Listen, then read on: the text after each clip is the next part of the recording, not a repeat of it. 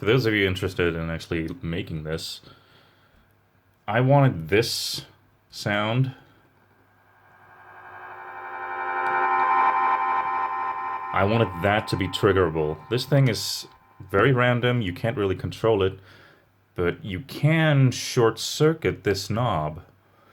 So if you take like the last two lugs, the wiper, and you connect it to the outside edge here, you will short circuit it like this knob would be all the way up.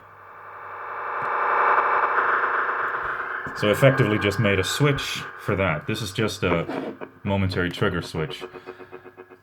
I wanted to make it with a jack as well, but there are some problems with that. I'll get into that. But it's honestly really simple to do this. The only problem is that this pedal is stuffed on the inside and there's no room for a normal 1/4-inch jack. You can't fit that in there. Neither would the whole plug fit all the way. Like, even the foot switch is in the way, at least where I put it. But a little normal power cord, this little connector does fit. Barely, but it does fit. And it's also pretty normal to have these cords if you're using any kind of pedal power supply. You do need to wire up a momentary switch to a 9-volt connector. So a little bit of extra work and you can get this to work. It's a really fun thing to do. There are some problems.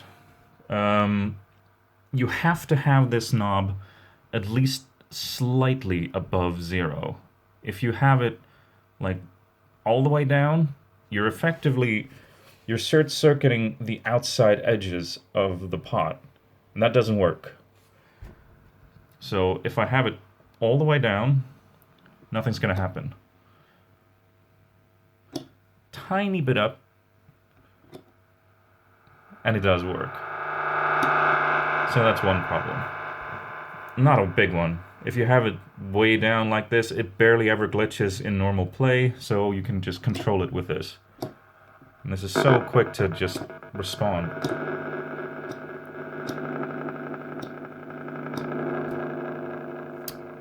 Another problem I ran into, I made this custom switch just for this, but I didn't want to have it just this single-use thing.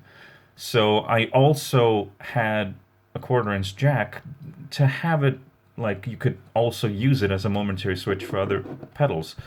If you're going to do that, you cannot have the ground touching the body, because you can't let the